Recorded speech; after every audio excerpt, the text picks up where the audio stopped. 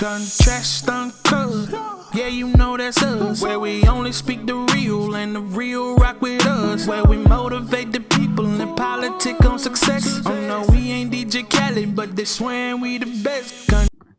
What's happening? It's Contrast Uncut. It's season 5, episode 9. I want to give a big shout outs to Uncle Snoop's Army and Bobby D Presents. I appreciate you, brothers. It's your host, Xylo. And today we have an incredibly dope special guest. He's from a place I call home, Bakersfield, California, but he's currently residing in Texas. And that's, none of my business. It's probably cheaper out there. We were shut down for a while. We barely starting to come back. But, Texas wide open. He's a world-renowned and celebrated journalist, content creator, and curator. He is a curator for hip-hop since 1987. This is 50.com and many more. He's a creative coordinator at R&B Magazine TV, a journalist for Dallas Observer and LA Weekly. And I've known this brother back in the days when it was Kaboom Magazine out here in Bakersfield, where it was a place where you wanted to strive and get your recognition from. And I watched this brother just grow from platform to platform and progress throughout his career. I know he don't know, but I was paying attention to his moves. I was respecting it. I was talking like, man, y'all see what they doing? I also want to shout out your brother Tyson as well. And if you ain't know by now who I got on the show, it's all good. We got our episode to chop it up with the brother that put the boom in kaboom. Bryson Paul, everybody. How you doing? What up? I'm good. I'm trying to progress like everybody else out here, trying to stay focused. That's right. Progress daily, 1 foot at a time. Time's the most finite thing we have on this earth. I gotta tell you from the jump how much I appreciate your time for fucking with me, fucking with the viewers. Thank you, bro. Hey, anytime. Speaking of time, bro, what's a normal 24 hours for you? Man, I'm trying to normal 24 hours is me waking up at 5 a.m. and then running through emails, running through social media, and then fucking just writing mostly, and then doing interviews. I'm doing interviews like you doing right now. I'll be doing interviews damn near like 2 times a day on a regular basis. I ain't even gonna lie. So that and just writing, and then just talking to my family, talking to my friends, and just staying busy. Right. I've been doing a lot of reading now too, so I'm starting to do that. So the reason why I asked that question is because everybody wants to see something and they don't know about the work that gets put in to do what they do. They see that there's a result, but they don't realize a passion met a purpose, and that purpose led to the bag or led to that highlight that you see when you see it. And they don't realize that it takes constant work. I mean, brother, you just said you basically spend 18 hours a day working on your craft. Yeah, definitely. A lot of people want to do it, but they don't want to do the work for it. Like I see a lot of people like really just, it's either you doing this for the clout, or you doing this for the money, or you just doing it for the love. And if you're doing it for the money, it ain't no real money in journalism until you get like up there. But if you're doing it for the clout, this is definitely not for you, because it's not gonna last that long. And if you're only doing it for that blue check, you are totally wasting your time and definitely insulting the craft. I got to say, you only insulting the craft. So, hey, well said. All the time doing interviews, and they'll be like, "Oh, I just wanted to do an interview with this big person, and I'm on now," and they just be doing it for the Instagram likes and stuff like that. I'm sitting here trying to research the person, trying to get their whole backstory. So when I do the interview, it got depth to it, trying to show them how it's done. So come on, set the standard and then raise it every chance you get. Right. And bro, you have outstanding platforms and you have amazing interviews. So like, I definitely want to put attention to that. Not a step further without giving your flowers for that, brother. A damn good question. What you do for This Is 50. I mean, you have big people and you don't waste nobody time. You keep that energy on the resource level, and it's on an all-time high. I respect that, bro. Sure, for sure. Appreciate it, man. Like you said, you've been following me for a long time. I appreciate that. I didn't even know people was really checking for me like that until like recently. So I'll be like, hey, I'm just doing it just because I love to do it. So, and I want to get better at it. And I know, man, I had regular jobs before. While I was doing this, I had regular jobs on the come up. And after getting fired from so many, I was like, you know what? This is this is it. It's either this or homeless. So I'm doing my part. Go all in. Go Yeah. all in. Hell yeah. Oh, Bryson, bro, I got a quote. Let me know how this quote relates to you, or if it doesn't, the ideas I want you to talk about it. Are you ready? Sure. I think for most of us, it's that once you get to a certain place in your career, you're not having to elbow and knock people around and audition for parts. Travis Smiley. Wait, say the quote again. Travis Smiley said this? Oh yeah. Oh yeah. Shoot, Go brother. ahead. Similarity. I'm gonna let that slide. That's a bar. I think for most of us, it's that once you get to a certain place in your career, you're not having to elbow and knock people around and audition for parts. Travis Smiley. All right, how that would man, just I gotta say, man, I never worried about what the next person was doing, but I definitely paid attention to what everybody was doing in this game just to be in the know. But I never like saw it as rivalry. I was always doing it like as motivation, like, all right, they did this, so I want to do this, but I want to do this, like I want to do what they did, but just with a bigger on my own impact to have a bigger perception of it. And then man, you just gotta have tunnel vision, man. Don't worry about who on the left and the right, or you just keep looking ahead. That's how I see it. And then you're gonna get to where you want to be. It might take forever, but you're gonna get there eventually. It's way, what do you say? It's like Nipsey said, I guess I would say, man, once you take that first step, you already closer to your dreams than turning back. So Facts.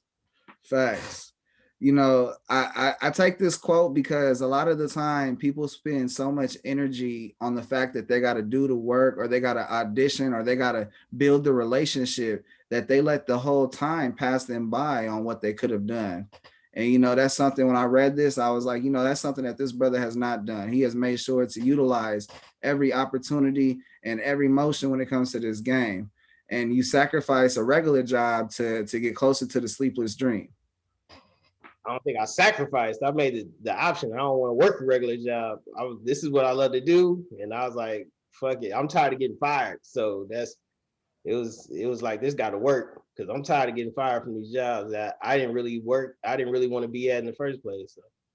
Yeah, no, I use sacrifice because you use the word fired, and you know, if we're willing to sacrifice to get terminated, you know that you know it's all in, or you feel me? I'm all out. Yeah, for sure.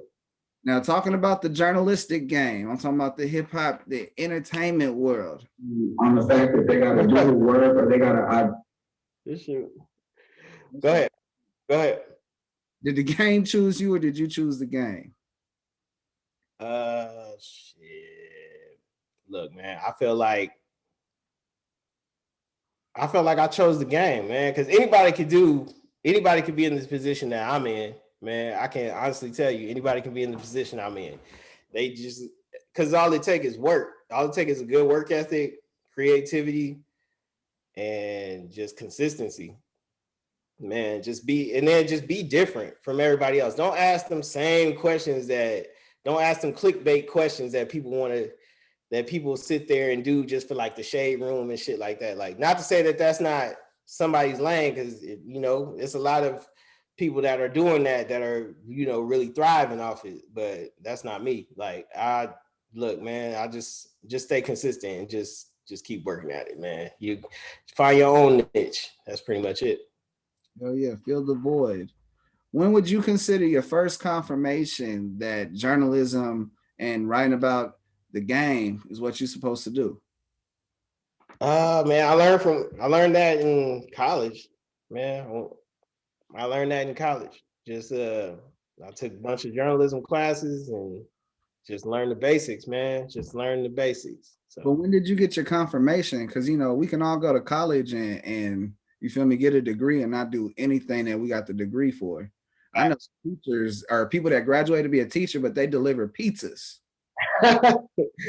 Yeah, man. Actually, I ain't even gonna lie. I went to college with the aspirations of becoming an English teacher. That's what I originally decided to do. And then I started writing I started writing music reviews.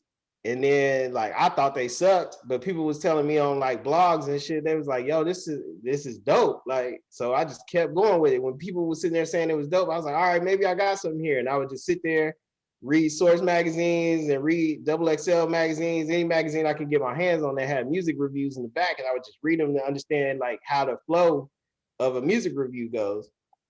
And then I would just start, that's how I got my start. And then I started learning about, new artists. I wanted to break new artists. I wanted to get on blogs and break new artists. I wanted to get on blogs and like be the first person to introduce the world to an artist. And that was my passion about it. And then, we love hip hop. Just as a kid growing up, man, hip hop was all we had. So, and to see it grow to the point it is now and being along for the journey is definitely like something that I wouldn't take for granted, and I wouldn't trade it for anything in the world.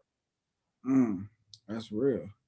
You took your passion to your purpose and exercised your gifts, turning your instrument of that pen and hand and brain and put it all onto a paper where we all received. And then you decided, hey, I could do it with the pen and the paper. There's a brain, so the mouthpiece go along too. At some point, I feel like there was a law of attraction of the response you were getting. And I feel like that was a manifestation that, hey, if I get to this certain point, I envision that I'm doing this, it's going to be received and it's going to come around, your manifestation in real time. Can you speak on manifestations, your visions to where you're at today? Shit. Manifestations, man. Yeah, just, I can say, manifestations just as far as like me sitting here wanting to get to this point. I just wanted to be a dope journalist. That's all I really wanted to do. I didn't care where it was at. Like, I mean, obviously you have those aspirations of being like at the top, like top tier outlets. Like, yeah, I want to, when you first get in, you'd be like, yeah, I want to write for like The Source, or I want to write for Rap Pages, or I want to write for Rap Radar, or I want to write for Vibe, I want to write for XXL, I want to write. But in my journey, me sitting there thinking that is my first original manifestation, like I want to write great content for a large platform, I ended up sitting there discovering other platforms that were bigger than that were bigger than all the hip hop outlets that I just named, man. Like, I never thought it would be possible to write for Rolling Stone. I never thought it would. I mean, for me anyway, I just thought like, these were the hip hop forefathers right here, are pretty much Mount Rushmore was the XXLs, the Source, the Vibes are, but I didn't realize that I had the opportunities to write for a Rolling Stone, or write for a Spin, or write for a Fader, or whatever. Like, I just, until like a couple years ago. So when I realized it was possible, just based on people telling me how good I was. So, and I only got that good because I really stuck with the craft and I really studied it and I was addicted to it. So. I feel it's always somebody that invests in an idea or puts someone in a position to reach their dreams. Who do we owe to thank you for investing into your dreams? Me. I ain't even gonna lie. It was all me. I was like, look, it wasn't nobody sitting there giving me no handout, nothing. I networked, I met people, and I was resilient. I was ready. Like, I ended up getting like a internship at MySpace back in the day, where I was doing interviews. I was doing early interviews for them. And I interviewed Tyga, YG, fucking Travis Porter, Machine Gun Kelly, and Chip, King Chip, and a couple other people. And I was like so hungry to do it. Like, I would drive literally an hour away from, obviously Bakersfield is like an hour and a half away. Me and my homeboy would do it. We would drive there, go do the interviews, and drive back. Like, imagine how much gas you wasting on a regular basis doing that back and forth. But we didn't have anywhere to stay in LA until like a little bit after we had gotten there for a while. But I was ready to fucking sleep on the side of this motherfucking MySpace building and come to work every day and do this internship to get it, because I knew it was going to help me get ahead like a whole lot further. So I knew like I was going to do this, like sacrifice right now. And then, it was going to give me other options in the future. So. Hey, that's real. When you want something, you're gonna do whatever it takes to get there. Oh yeah. I live in Bakersfield, and we don't have hotel rooms like that either, Brad. And make a story short, I drive and I come back, and it's a big part of me that so my kids see me when they wake up and go to school. Uh, Shoot, just yesterday we was out till 2 o'clock in the morning, and then I got back 6 a.m. help the kids up and keep the progress going. Help my wife, and that's the rewarding part of what I do is I get to come back and be home. It don't matter what I did the day before, what I got going today. And that's the strive shit. I feel like for me, I got to hit like 25, 50K saved before I move to LA. Like I'm Yeah. not gonna move just 'cause I got a little bag. No, I need a savings. Gonna need more than that, bro. You're gonna need way more than that. I know I did a lot of talking to different people, or I would just like talk to different girls and be like, yo, is it cool if me and my boy crash at your place for like the week until like I'm gonna do this thing at our MySpace or whatever. I'm gonna go to this industry thing and then we're gonna sleep here and then we're gonna take off back to the city or whatever. Being that they like me so much, they was like, yeah, it's cool, whatever. So it was a lot of adventures that we had. And then I had my brother that stayed at Riverside. So I ended up like sleeping on his couch for like a while, just doing that, just to go back and forth, just because it was a way easier drive. So it's damn near the same time length, depending on traffic, though. But, I mean, it was cool. It was cool. It was worth it. I wouldn't trade it for nothing else. I wouldn't trade it for nothing else in the world. So. That's right. That's the thing. Bro, got me to Dallas. You got me to Dallas after all that. Come on. This game, it's a roller coaster. What's some of the highs and lows that you're willing to let the audience know about your journey? Man, the highs, I would say the highs were just the interviews that I got to do and just the people that I met along the way. Like I've met a lot of people that I could literally say I would have never met just working a regular job. And I've met a lot of amazing people just in behind the scenes that can change your life. And became friends, became like real close friends with them, man. Like a lot of times we don't even talk about business. We just be talking regular shit. We'll just be sitting there shooting the shit.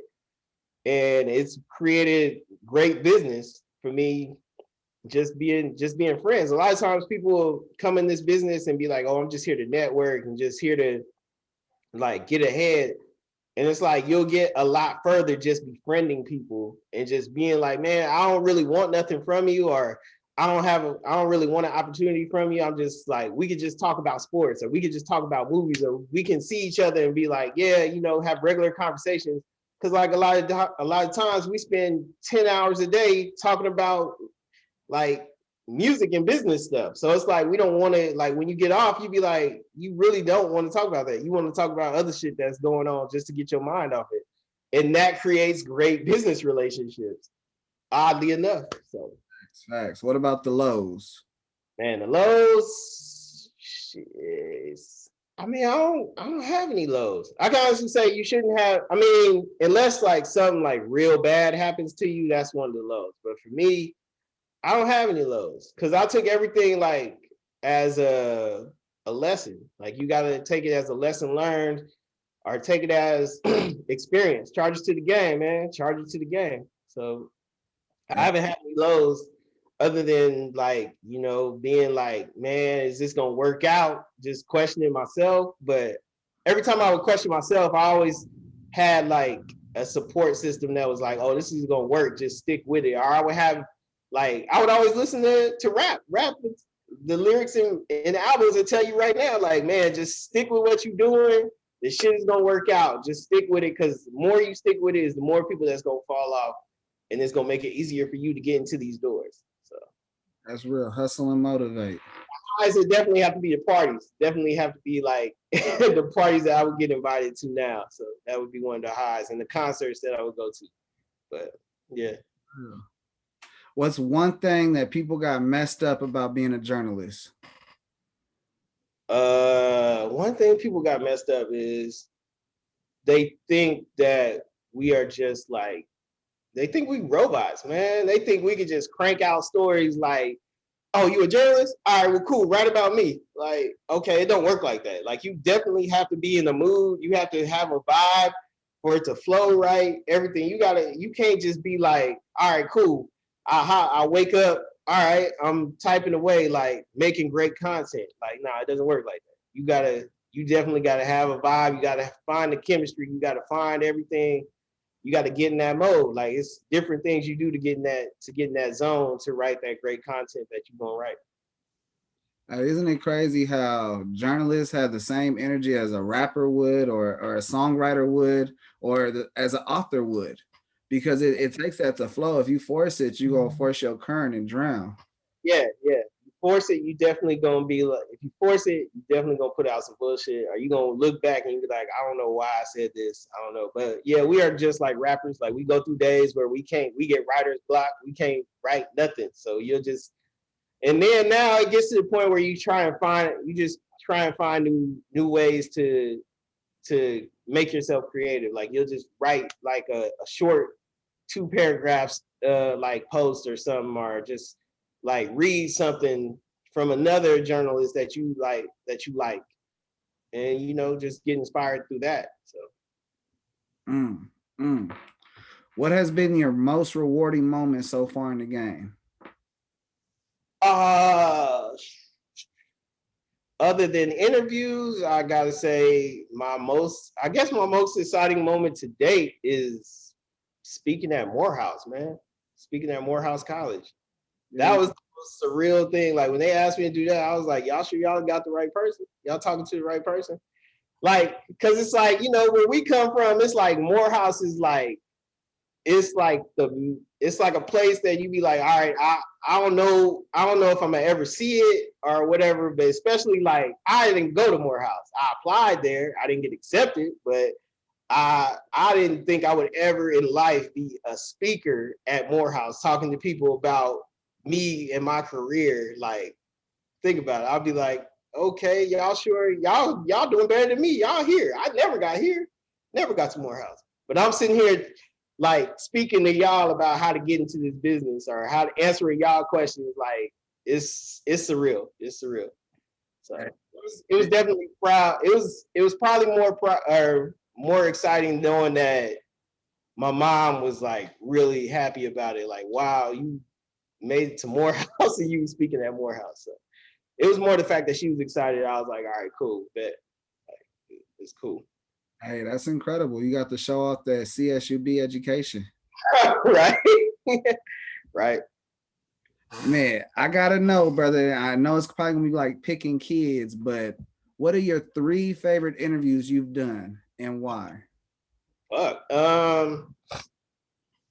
Shit. Hey, I know I hate when they ask me that question. Oh man, I did so many. I couldn't even.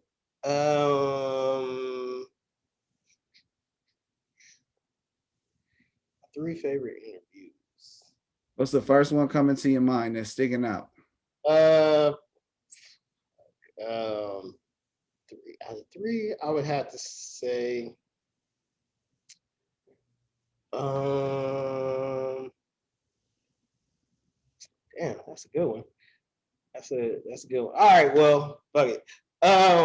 One of them would have to be the one with Dame Dash. That would have to be one, because like, I'm a huge Rockefeller fan. Like, that was where I came up, was through the whole era. So I would have to say interviewing Dame Dash was definitely one of the best that I've had. Just talking to him in general, like, I never thought that would happen.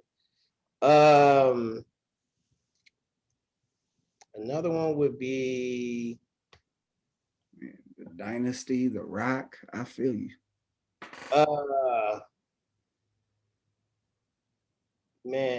Interviewing. I think I would have to say interviewing Teddy Riley would definitely be one of my favorite ones too, because this will start playing. He started playing Michael Jackson's "Remember the Times" like in the middle of the interview, so it was like surreal doing that. And then the third one would have to be interviewing Lazy Bone, because I was a huge Bone Thugs and Harmony in high school, or huge Bone Thugs and Harmony fan in high school. So it was like, I'm actually interviewing the people that I used to listen to on a regular basis. So, and was Lazy Bone your favorite? Nah, Dame Dash would have to be the favorite. No. From Bone Thugs. From Bone Thugs. Who's your favorite? Nah, it was Busy. Busy was always my favorite. It was Busy. I had to say that. Busy was my favorite. Shout out Mr. McCain. Right. So, bruh, what's next? What's the next? As the page continues to turn, what's something that you see 3 years from now that you're gonna have on that list that's gonna turn is gonna be checked off? Well, being the new creative coordinator for R&B Mag TV channel, I'm gonna pretty much rebrand it, man. I'm gonna bring it back to because it used to be a magazine back in the day that used to be like pretty high established. It was like up there with Double XL. It was up there with Source. Like everybody has covers on that on R&B magazine. So I'm here they enlisted me to fucking restore R&B to the essence of like, they told me my biggest competition was BET. So they shot pretty high for that one. So I'm gonna bring my ideas to it. And then like, man, I'm really taking half my check from that they pay me and putting it back into journalism. I'm gonna use it to pay other journalists to come on board and write content for the outlet and resonate into watching the streaming platform and stuff like that. So that's one of my biggest accomplishments that I plan to do, is pretty much putting it back into a community that has been hit hard during the pandemic. Like, it was so many staff rooms that got wiped out, and just me doing my part, I feel like just being able to do that and just have the opportunity to do so is one of my biggest purposes. But that, and then I'm gonna start my own media company as well. Start my own media company and bring more writers on and bring more content to y'all to enjoy. So just from my ideas. That's right. Nah, bring back from the skeleton crew to put some meat on their bones, man. Let's start getting thick in these rooms. Come on.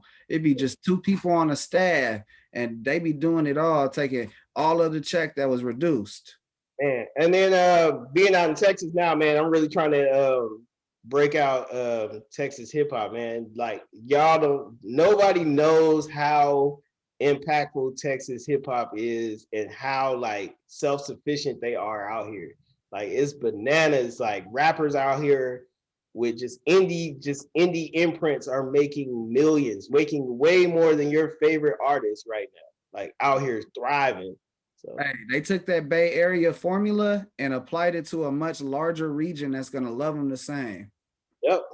The Texas chitlin circuit by itself, they make millions off that shit. Just them going in circles around this whole state, and it's crazy, but it's like fascinating at the same time. And I'm just here to cover the stories and, bring it to a wider audience. That's really what I'm working on right now. So that's right.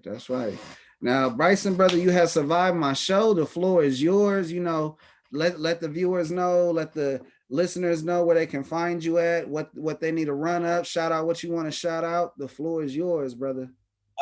Man, shoot, you can find me on social media. Kaboom Bryson is all my social media tags. So you can find me on Instagram. I don't have a TikTok because I'm too old for that shit. Twitter. I was just saying, like, yeah, Instagram and Twitter pretty much is Kaboom Bryson. They can find me on there. I'm always looking for a great story. So artists that have like great backstories, not that, I just started rapping yesterday type stuff. So like, I'm always looking for a great story to break. So, and I'm always looking for indie artists to break. One thing I did know, I can say I was one of the first people to promote the weekend. I was one of the first people to promote the weekend. I was one of the first people to promote Party Next Door, and I got laughed out the building. Oh, and Dom Kennedy. I was one of the first people to really promote Dom Kennedy because I was a big ass fan of from the West Side with Love too. And I'm still a big fan of Dom Kennedy. So that's one of my favorite artists is Dom Kennedy. OPM. Right. And then, man, just find me on social media. And then when you find me on social media, you'll keep up to date with everything that I got going on because I'm always posting like my accomplishments or new stories or whatnot on there. So, and then just take me out at the Dallas Observer, man. Yeah, I'm always posting. I'm always trying to crank out stories on there too. So. That's right, brother. If you notice, bro, my show is different. It's unique. They said, huh? I said, check me out on here, man. So I'm saying, check me out on here. I'm on. This is one of the only interviews I've done. Like, I haven't done that many interviews, so. No, that's dope, bro. I appreciate you agreeing to be on the other side of the table. Man, you know, virtual table at that shit. Right? I'm usually the one always interviewing people, not being interviewed. Yes, sir. Yes, sir. Now, I'm gonna flip it on you. If you notice, bro, my show is different. It's unique. They said over there I gotta have segments, so I made segments, but I didn't do segments like them. And I'm like, how do I keep that same energy and close out? The viewers knows it's coming. I'm gonna hit you with it. You got any questions for me? When does this come out? That would be the question. That's the question. No, man. Shit. The only question is, man, tell them about the amazing people that we have coming out of Bakersfield, just as far as creatives go, man. We ain't the only two just out here making noise and stuff and breaking out. Like, it's a lot of people in the city coming out and doing their thing. So, I mean, bro, you got Kevin Edwards Jr., you got Todd Jones, and I'm talking about they are the pillars of YouTube world and YouTube gaming, and they've been able to brand their whole family. And I mean, they the people you see riding around in, like, you know, Ferraris, and you know, Kev on stage, or gaming with Kev now got a Bugatti. You know, it's out here. It's in Bakersfield. We got athletes from Bakersfield that's in the NBA, the NFL. We got producers that's making hits on hits. You know, a lot of people don't know Sleepwalking by Mozzie was made by someone from Bakersfield, JP Bangs. And this new Mozzie album that's getting ready to drop got a lot of JP Bangs on it. They got another name, Decades, from Bakersfield. You know, he's E42 Shorts producer. They forget, and songwriter. He's a hook master. They forget that he worked with Young Money in Young Money's prime. They forget that Mount Westmore is dropping an album and it's 3 volumes, and Decades got 4 on there. That's Bakersfield. Come on, man. There's this guy named Gregory Porter, legendary musician that just got his second R&B nomination in the Grammys. He's up to 7 Grammy noms and 3 wins. I mean, I could literally just keep on going and going, but I'm just giving everybody highlights. Bakersfield is a place that is like the armpit of California, but when that motherfucker is right, we all gonna live right. No doubt. We got Sleep D's too. He did one for a K-pop group, BTS. He did a song for them. Yeah, number one record it was the number one record of 2010 to 2020 or decade. It was the number one album in the decade. There you go. That's what it was. You know, that's a South High product. Yeah. You feel me? Shit, you got Zakari, TDE. A lot of people don't know Zakari is from Bakersfield too. They'd be like, who? You got Jim Ranger that was just the runner-up on The Voice. Yep. Yeah, man. We got a lot of talent. It just, you know, there's suck that we have to leave the city to be There's an artist that I know is gonna blow. He's already making moves. He's already been trending on YouTube. Everybody that don't know, go look up Joe Maynard. If you don't know about Joe Maynard, this is your opportunity to be like, oh, okay, I heard about him now.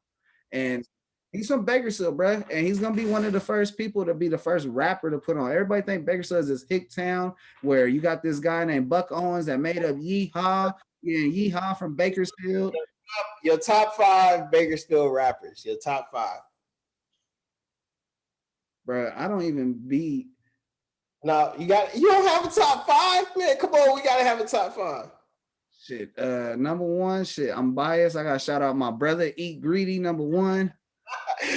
Facts. Number 2, shit, I'm gonna throw Decades in there. Number 3, I gotta throw in Joe Maynard. Number 4, I gotta throw Runner Ben Head. Number 5, I gotta give love to Turban 4. So, all right, we definitely got Decades. That's one. Decades for sure, because you know, can't nobody take away his accomplishments for sure. Let's see, we got Decades, E Gritty definitely. Man, T Davis. We gotta definitely give it to T Davis. He was the hardest working. You got to give it to T Davis. Shout He's out definitely Patreon. you got to give it to him, man. And 24 kg, you definitely got to give it to him. Yeah, definitely. They never quit. You can't say they never quit. So you got to give it to them, man. And then 6 man would definitely be Kid AO. That would have been the 6 man. Bro, what happened to Kid AO? I've been thinking about that boy. He's still around. He's still around. He just retired. He just retired. Whew, man, you brought up some names, man. Dang. I stayed in tune. I knew what was going on, man. You know, I knew what was going on, but that's just my list. That's just my list. KG is, I think he gonna finally get his blow as a pop artist. Believe it. I mean, we'll hope. We'll see. We gotta see. Man, but they put me in the position being that I got this new position now. It's crazy that I could actually give artists deals. That was the craziest part about it, was they was like, yeah, you can give artists distribution deals. And I was like, for real? Like, I've sat here and wrote about artists for so long and wrote about followed their journey to be that person now to be like, well, I can give you a deal, or we can negotiate a deal. I can't give you a deal. We can negotiate a deal. Because, you know, artists are smart now. So it's like, you can't be like, oh, well, here's your deal. Sign away and sign your life away. I ain't trying to be like that. I ain't trying to Suge Knight, y'all. So, but yeah, it's crazy. It's crazy being able to give that opportunity. And it's a blessing at the same time. So. Oh yeah, whenever you could put people in a position to have their music be heard by more people, that's a blessing. That's a win. Yeah, for sure. Hey, once you in the door, everybody got to remember you got to do something once you in there, because you got to open the window, man. So everybody, you know, we could. You got to open the window so everybody can come through. Man, like Nipsey said, lower the ladder, because no one lowered the ladder for us. Not at all, man. But hey, man, I appreciate you having me on the platform, man. Anytime. Bruh. Man, it's Contrast Uncut. It's season 5, episode 9. I got to give a huge shout out to Uncle Snoop's Army and Bobby D Presents. I appreciate you, brothers.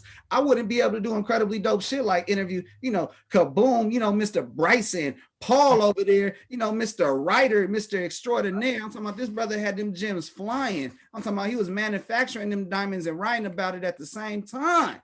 I'm talking about if you get a diamond from bro, you're going to get a nice ass statement about what you're going through and how you're going to overcome by just looking at how that thing just gems and dazzles on you. Man, Bryson, bro, I appreciate you rocking with me, bro, and taking the time just to fuck with the viewers, man. Thank you. Hey, no problem. Salute, man.